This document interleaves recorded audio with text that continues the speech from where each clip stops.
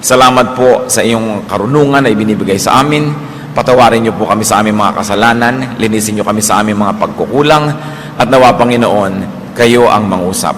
Salamat sa pag-iingat niyo sa mga tagumpay na ibinibigay. Salamat sa pagkandili niyo sa amin.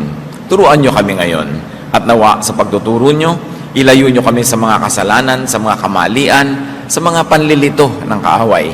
At ganon din, ilayo niyo kami sa masasamang tao at masasamang espiritu. Let your wisdom prevail in our lives, and may we come out of this activity enriched by you, empowered to have a much better life. Father, teach us. In the name of Jesus, your Son, our Lord, we pray. 8 proverb no-nos on work and money matter. No, number 1, do not deny rewards to those who deserve them. Isang uri ng kabanalan na hindi natin ipagkait ang mabubuting bagay, gantimpala at kagandahang loob sa mga karapat-dapat na tumanggap nito.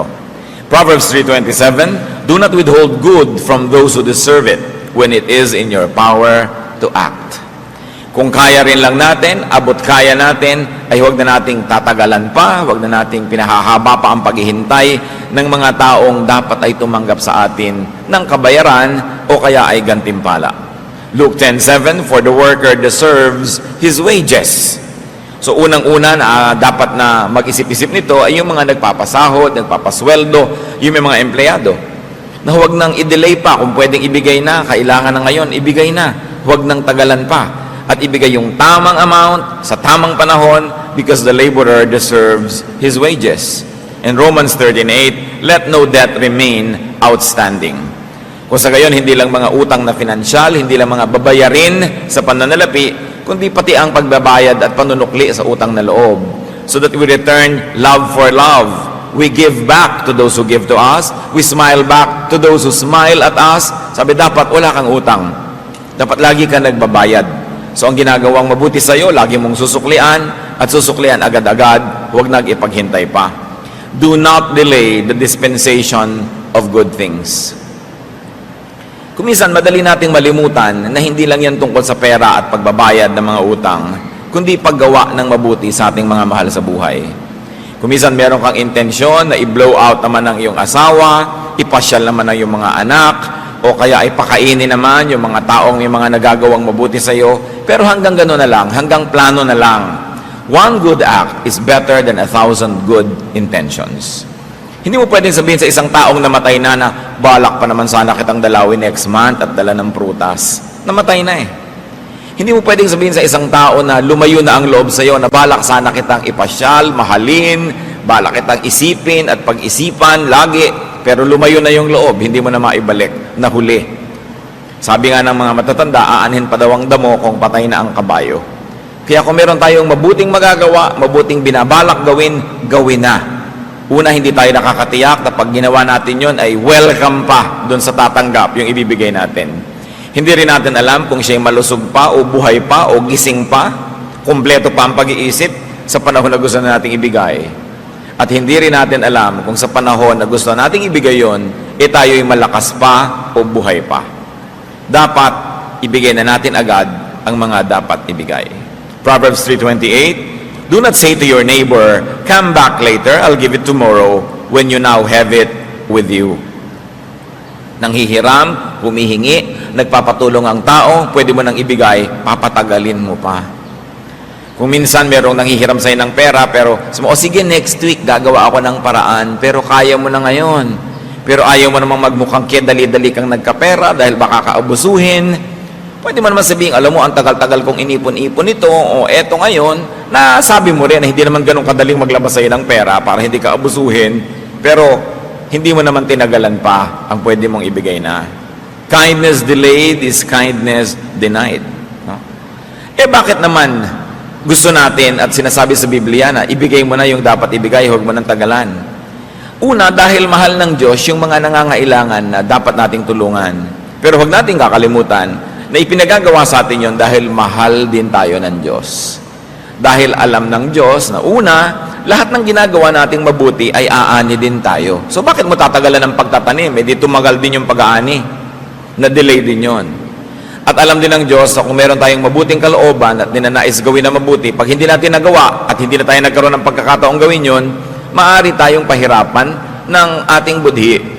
Feelings of guilt will haunt you, you will feel bad, and it is not good for you and for your health. Kaya sa Proverbs, makikita natin lahat yung kabutihan na yan. Hindi lang pang ibabaw ng mga kabutihan, hindi lang yung mga instant results, kundi may malalalim na counterpart yan in the spiritual world na kahit hindi natin nauunawa ngayon, sundin na lang. Hindi magiging Proverbs ang Proverbs kung yan ay hindi napatunayan ng maraming saling lahi at ng mahabang panahon ng pagsunod at pagsuway na tama nga yan. So sundin natin dahil nauunawaan, at kung hindi nauunawaan, sundin pa rin. Kesa naman ang ating pairalin sa ating buhay ay kamangmangan, katigasan ng ulo, sapagkat yang nakasulat dyan ay napatunayan na totoo at epektibo. At huwag ding mambitin.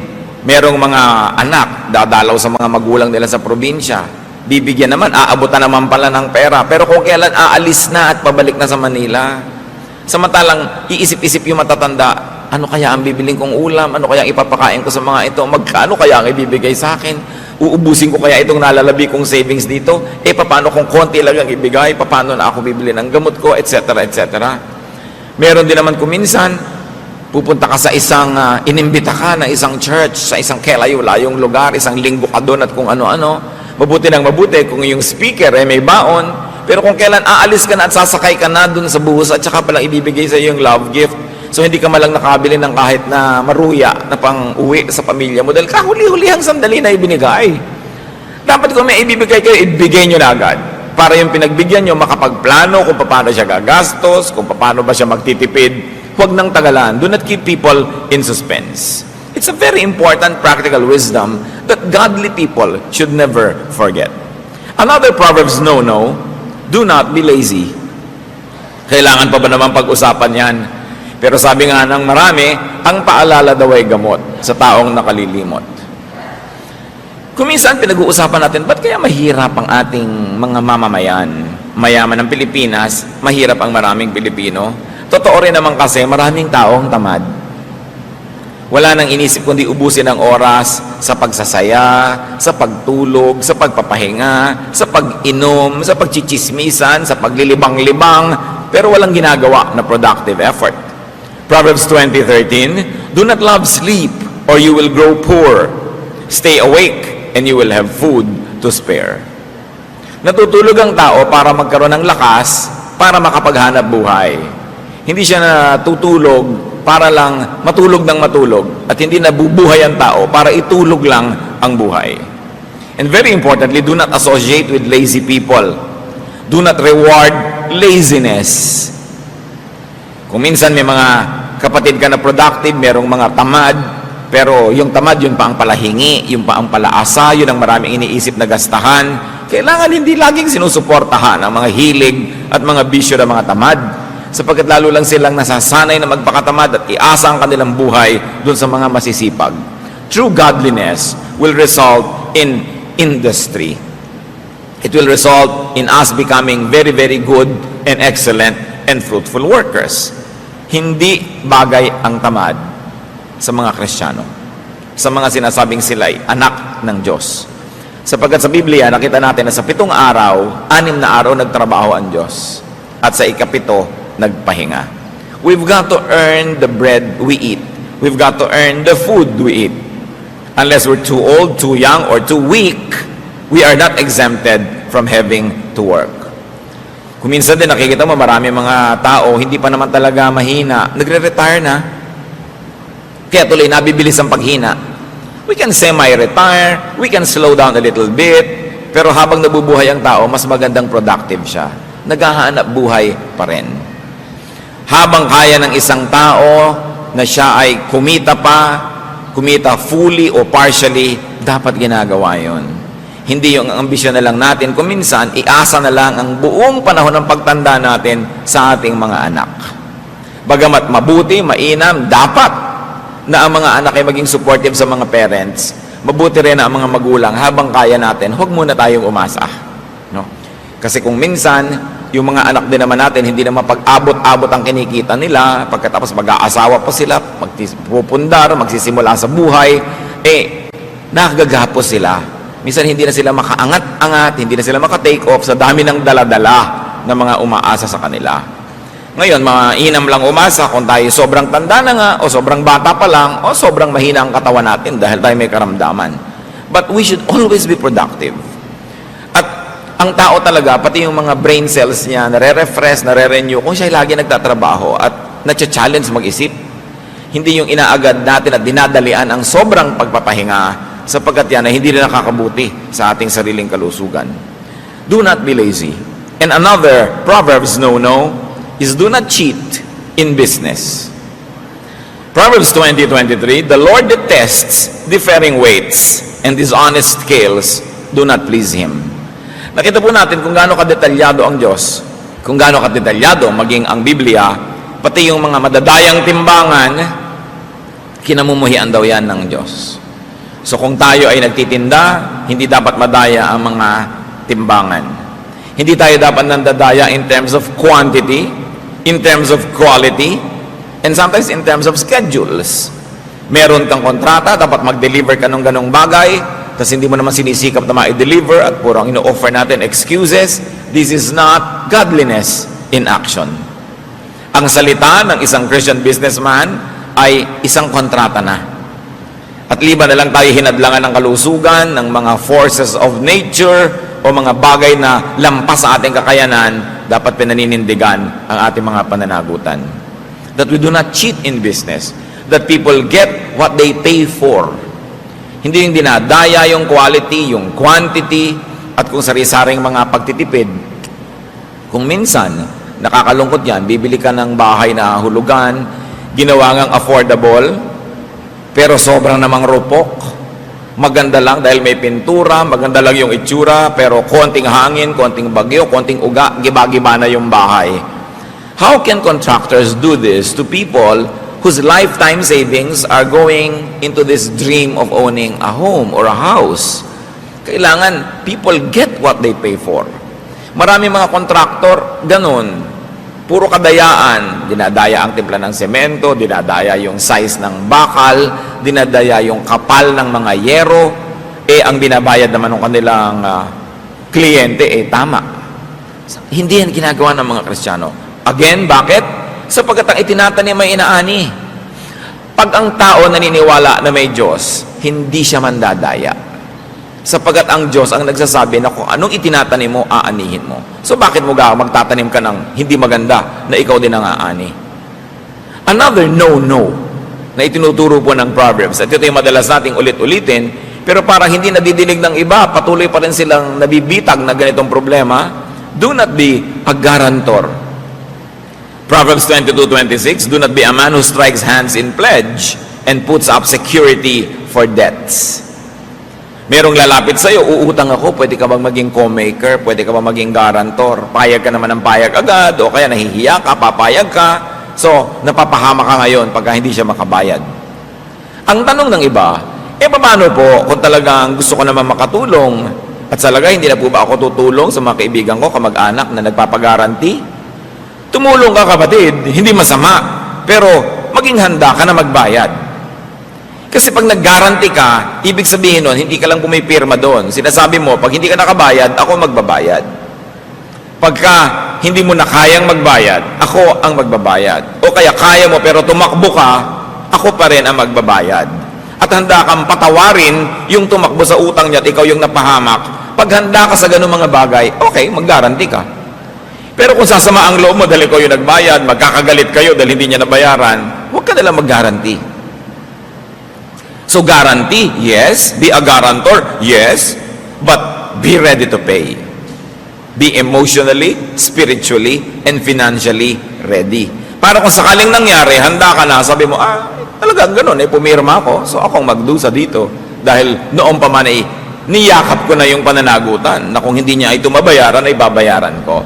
Hindi yung dinidemanda mo na siya ngayon, ginugulo mo na siya ngayon dahil hindi siya nakakabayad. Nag-guarantee ka Kasama yon. Ang kausap ko po dito, yung mga nag-guarantee, hindi yung nagpa-guarantee. Kailangan kung nagpag-guarantee ka, talagang sukdang mahubaran ka na ng lahat ng mahuhubad sa'yo, ibayad mo muna bago mo ipahamak yung nag-guarantee sa'yo. Hindi yung bigla ka na lang mawawala. Mayroong mga ganyan at napakahirap talaga yung namamagitan ka. Yung may investment, may investor, ikaw nagsabi, investor, mag-invest ka dito. Tapos ito, nalugi, ito ngayon nagagalit sa'yo. O kaya ito tumakbo na 1, 2, 3 niya si investor, ikaw ngayon ang naipit. Ang hirap nun. So habang hindi kayo handa talaga na magbayad emotionally, spiritually, financially, huwag din kayong mamagitan sa ganung mga bagay. Ilang mga tao na ang alam natin na talagang tumakbo, na nirahan na sa ibang bansa, nag-exile na forever dahil na napagitan sila sa ganung mga transaction. Naipit sila. Yung iba, alam naman nila at sinasadya nila, pero marami, inosente talaga, hindi nila alam na doon magwawakasyon. Yung mga nag-i-invest naman, tatandaan ninyo, ang investment, may kakambal yan na peligro. Walang guaranteed income. Hindi tayo tiyak kung anong talagang kakasigurado ka nakikita ang investment. Kaya pag may lumalapit sa inyo, sir, ma'am, sister, brother, mag-invest ka dito, siguradong kikita ito. So ang itatanong mo, love mo ba ako? O kaya kung hindi mo tanungin siya ng diretsahan, itanong mo sa sarili mo, love ba niya ako? Kasi kung ang sagot nyo, no or maybe, huwag kayo mag-invest. Bakit? Alam pala niyang tiyak na nakikita, ba't hindi niya ialok sa nanay niya, sa tatay niya, sa kapatid niya? Kasi yun ang mga love niya Ba't sa inyo? Doon pa lang mag-isip na kayo. Sure na sure ka pala Bakit hindi mo hubarin yung hikaw mo, ibenta mo, i-invest mo? Sure na sure ka pala, nakikita yung investment. Bakit bumili ka ng bagong kotse? Bakit meron kang bagong bahay? Bakit bumili ka ng bagong condo unit? Ba't hindi mo in-invest? Sure na sure ka pala, nadadami yung pera sa investment na yan. Kaya yung mga nadadaya, kasi din, nagpapadaya. Nagbubulag-bulagan. Yung mga nag-e-engganyo sa atin na mag-invest, tapos sabihin mo, ay, ang ganda ng bag niya, original na Gucci, original na ganito. Uy, ang ganda ng bahay niya, kabibili lang niya ng bagong kotse. Ang una niyong iisipin, hindi itong, wow, kumikita talaga ang investment niya. Hindi yon. Pinagkakakitaan kayo, kaya siya nakakabili. Yun ang isipin niyo. Pangalawa, huwag niyong isipin na kumikita talaga ang investment, kaya siya nakakabili. Kasi kung kumikita talaga yon, bawat perang hawak niya, i-invest niya rin. Dahil kumikita pala kasi ang mga tao, umaandar kumisan sa atin yung inggit at kasakiman. Ang ganda ng bag niya. Siguro pag nag-invest ako sa ino-offer niya, makakabili din ako noon. Ang dami niyang cellphone, 5. So siguro ako makakapito pa ako, mag-i-invest din ako. Nakikita niyo, gasta ng gasta.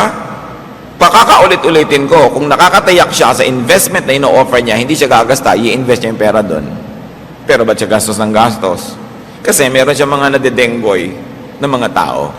Tapos ngayon, iiyak-iyak ka pag tinakbuhan ka, iiyak-iyak ka pag hindi kumita yung investment mo. Hindi mo ba nakikita na sa high cost of living nitong ahente na ito o nitong namamagitan na ito, saan niya kukunin yun kundi sa mga taong tulad mo? Kaunting pag-iisip, makakaiwas tayo sa maraming dilubyo.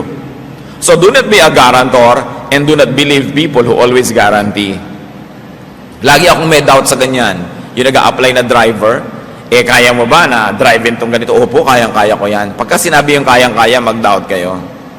Dahil yung mga tunay na marurunong, tingnan nyo po, tingnan natin, sisikapin po natin. Kasi dinadaya ka na maraming mga pangako. Yung mahilig mangako, walang laman sa loob. Kaya dapat ang tao nag-iisip-isip, no? Pagka sinabi mo sa ng isang tao, lumiligaw sa iyo, mamahalin mo ba ako for life? Pag sabi niya, yes, promise. Mag-doubt ka. Kasi yung tunay na tao nagmamahal, at sasabihin niya, I'll do my best, sisikapin ko. Dahil alam niya na pwede rin naman siyang matempt, pwede rin siyang magkulang. Yun ang mas honest na paraan at mas katanggap-tanggap at mas kapanipaniwala. Huwag tayo nagpapadala sa mga magagandang mga salita. Another, no na itinuturo sa atin ng Proverbs, do not land grab. Proverbs 22:28, do not move an ancient boundary stone set up by your forefathers. Gumamit dito ng isang activity na talagang ginagawa ng marami, binubunot nila yung muhon, yung mga boundary ng lupa, kinakain yung kapitbahay para lumaki ang kanilang area. Do not take what is not yours. At sa pag-aagaw ng lupa na ganito, hindi lang literal na lupa ang pinag-uusapan. Do not grab credit if you don't deserve it. Kung hindi ikaw ang nag-isip ng isang ideya, huwag mong palabasin na ikaw ang nag-isip nun. Pagka hindi ikaw ang nakahanap ng hinahanap, huwag mong palabasin na ikaw ang nakakita nun. In other words, get what you only earn and deserve and what you really own. Hindi ka dapat mangaagaw. Once more, bakit? Because you harvest what you plant. Magtagumpay ka man na makapang-agaw ngayon, babalikan ka niyan at maaagawan ka. Kung minsan hindi mo alam na aagawan ka pala, akala mo nagtagumpay yung mga pang-aagaw mo noon, hindi mo nakikita na higit lalo palang dapat kang maraming tinanggap kung hindi ka naagawan bilang ganti sa mga pang-aagaw na ginawa mo.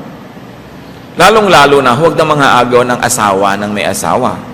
Diba? Talagang napakalaking gulo ang lilikain mo noon. Good manners and right conduct, merong magnobyo na, huwag ka namang agaw. Ngayon, kung nagkagalit sila, nagkasira, at saka ka nila magparamdam na available ka.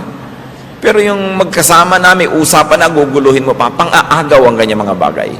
Kasi sinasabi sa 10th commandment, you shall not covet. You shall not covet anything that belongs to your neighbor. Pagka ang isang tao naging covetous, mapaghangad, mainggitin, masisira na ang kanyang pangangatwiran, marami na siyang gagawing mali. Mga mali na kung minsan magbunga man ng instant pleasure, napakamahal ng bayad at babayaran din. Isa pa pong no sa Proverbs, do not accept goods that are not sincerely given. Huwag tumanggap, huwag mag-enjoy ng mga bagay na hindi naman buo at taos-pusong ibinibigay sa iyo. Proverbs 23:6-8, do not eat the food of a stingy man, do not crave his delicacies. For he is the kind of man who is always thinking about the cost. So yung mga matutuos daw na tao, kwenta ng kwenta, naku, huwag ka nalang magpalibre dyan. Huwag ka nalang tumanggap ng mga bagay na galing sa kanya. Kukwentahan ka niya. At hindi ka pa nakatatalikod, sinisimula na niyang balakin kung paano ka sisingilin. Eat and drink, he says to you, but his heart is not with you. You will vomit up the little you have eaten, and you will have wasted your compliments. Kung hindi daw taos-puso ang pagbibigay, huwag mo na lang tanggapin. Sabi na matatanda, kung hindi ukol, hindi bubukol. Hindi talaga para sa'yo, kahit makuha mo, medyo nahiya-hiya, ibinigay sa'yo dahil ang pilit-pilit mo, hindi mo rin ma-enjoy yon. Sabi, you will vomit what you have eaten. Mahirap kumisang maunawaan ang kahulugan ng mga salitang ito. Dahil merong mga talagang eat and run, ano ngayon kung ayaw niya, nakain ko naman. Ano ngayon kung ayaw niya ibigay, nakuha ko naman. So akala natin, nanalo na tayo noon, nagwagi na tayo. But the Word of God is true.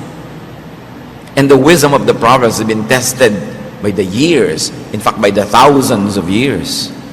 So kung akala natin, nananalo tayo at meron tayong kabig, kahit na hindi gustong ibigay sa atin yung ating tinatanggap, hindi yun totoo.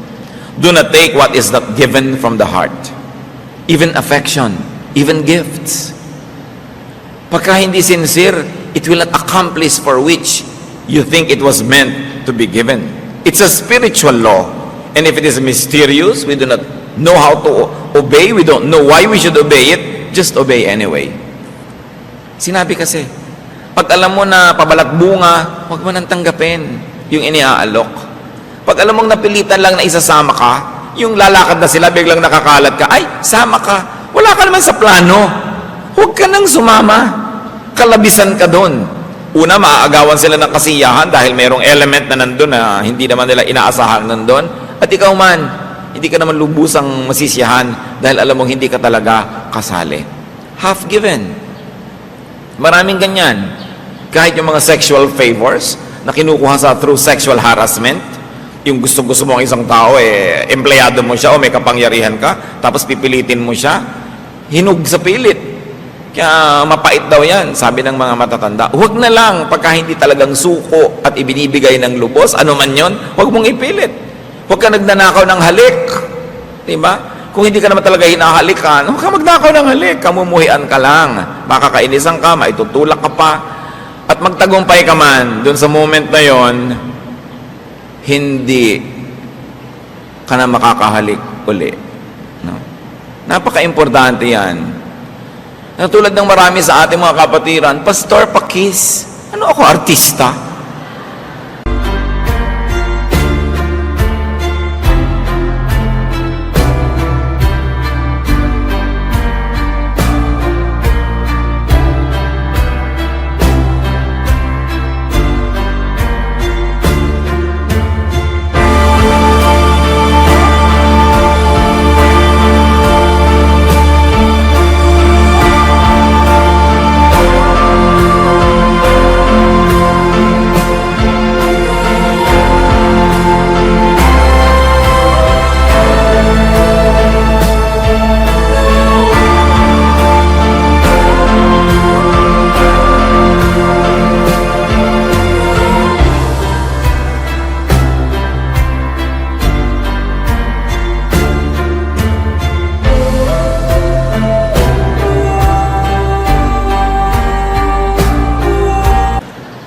Nakikita kasi nila, may kinikisan ako, mga pinsan ko yun, ano?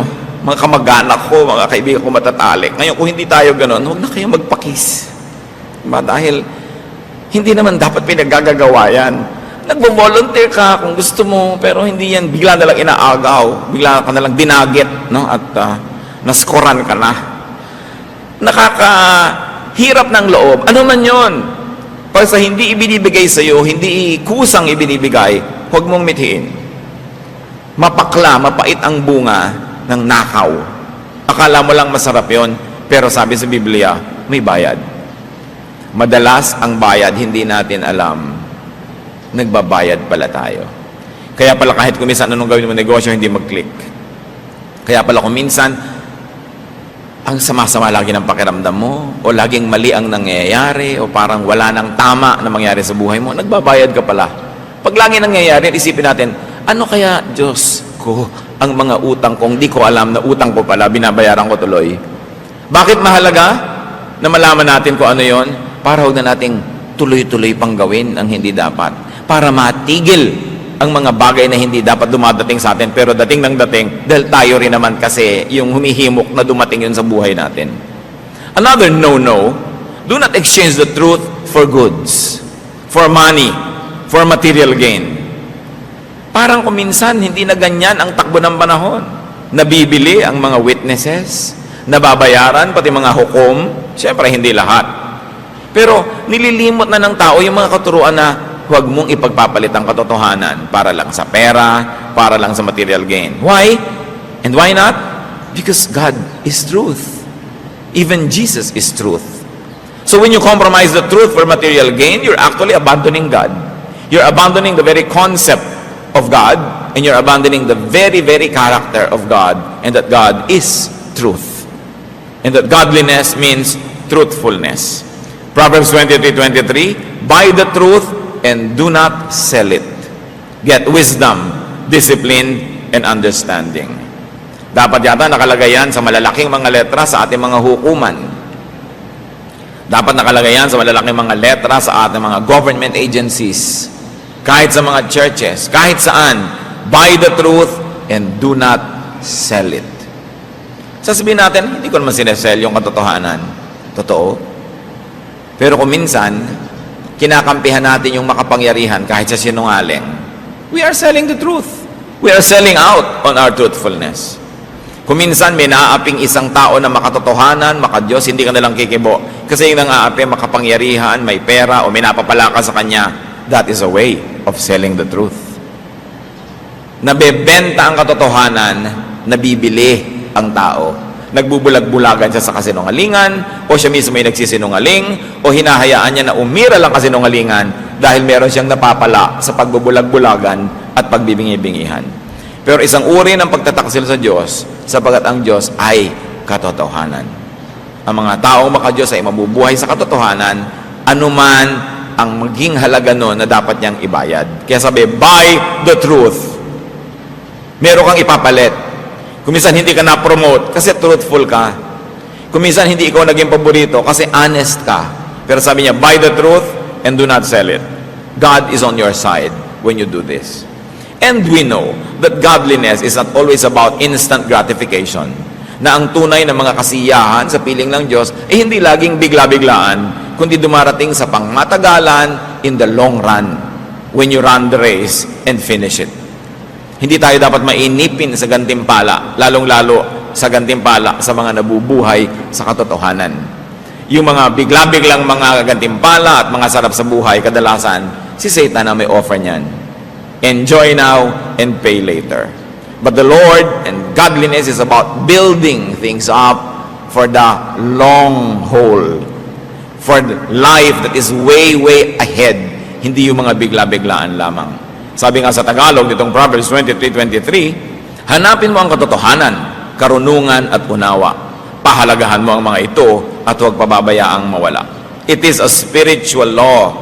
Once more, it can be mysterious. The meaning, the immediate value, and benefit is not always readily visible. Pero tulad ng nasabi na natin, salita ng Diyos, sundin. Whether or not we agree, whether or not we understand.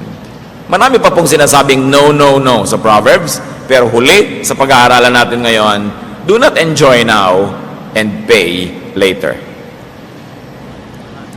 Do not gaze at wine when it is red, when it sparkles in the cup, when it goes down smoothly. In the end, it bites like a snake and poisons like a viper. Your eyes will see strange sights, and your mind imagine confusing things.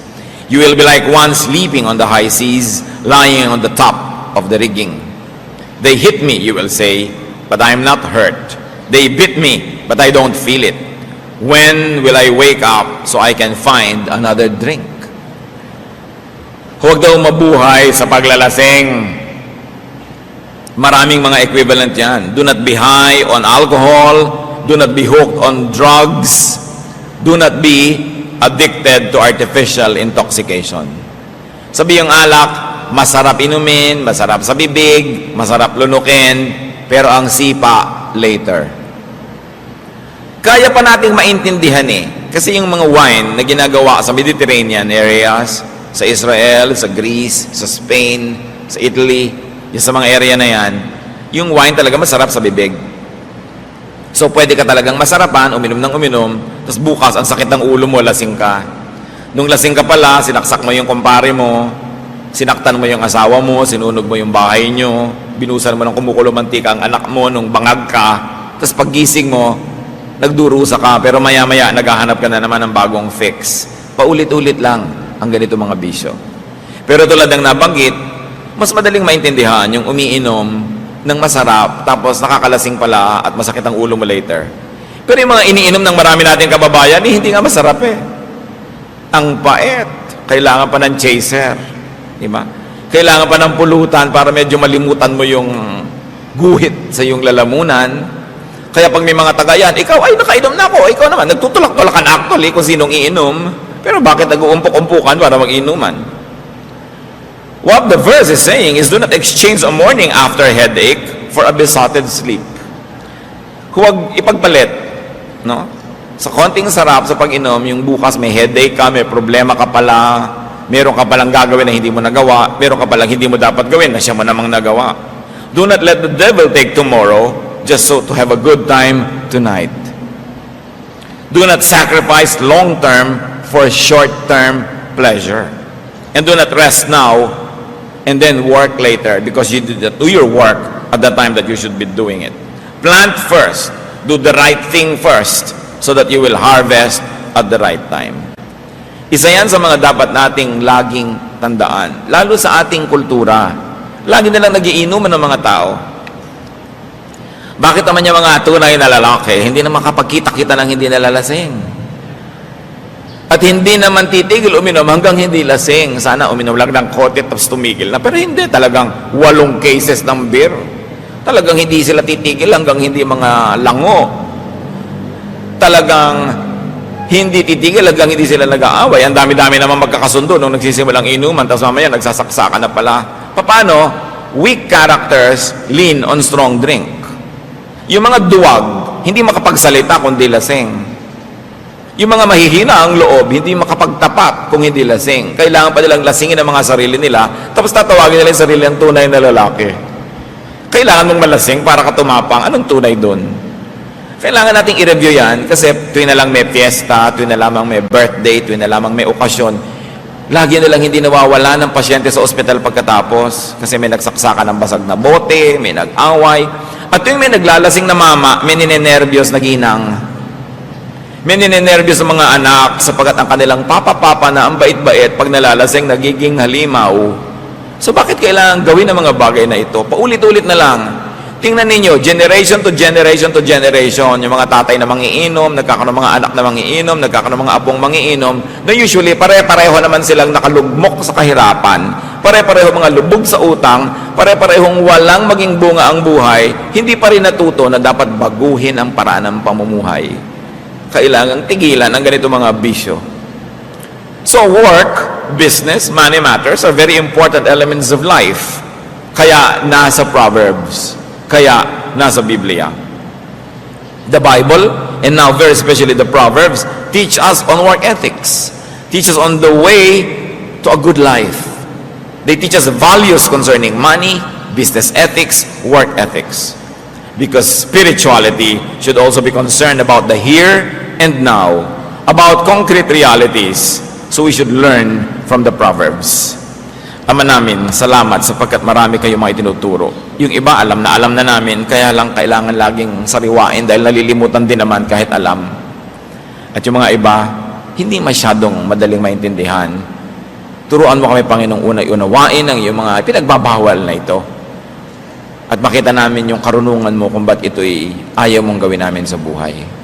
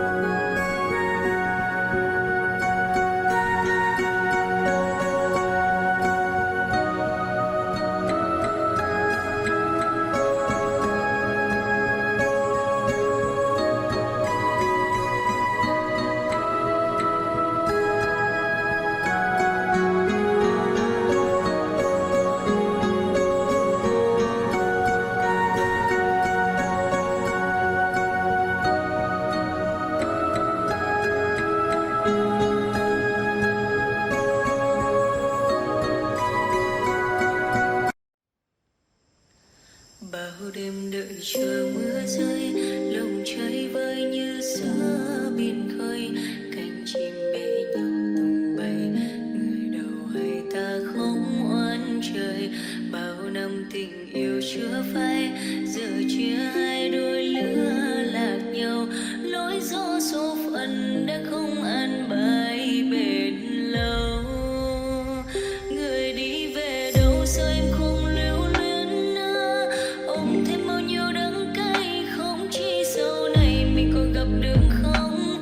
Lòng quạnh thắt muốn nói tay xót xa, khuôn mặt ấy anh ghi sâu vào tim này. Thương bờ vai em chia với chẳng ai cởi, lúc vui buồn lúc cô quanh mình em. Người giờ phần như cánh chim lang bay dòng đời gió, lần thầm nguồn em bước ra muôn vàn đau khổ.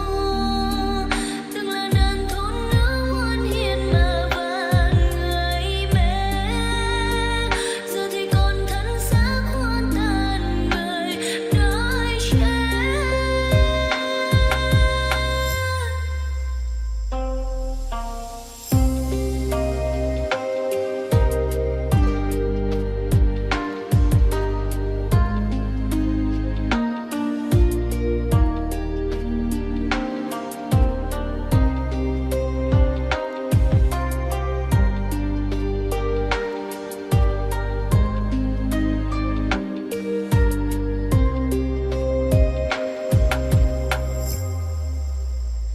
Tìm lại một chút hơi ấm nắng mới, người vô tư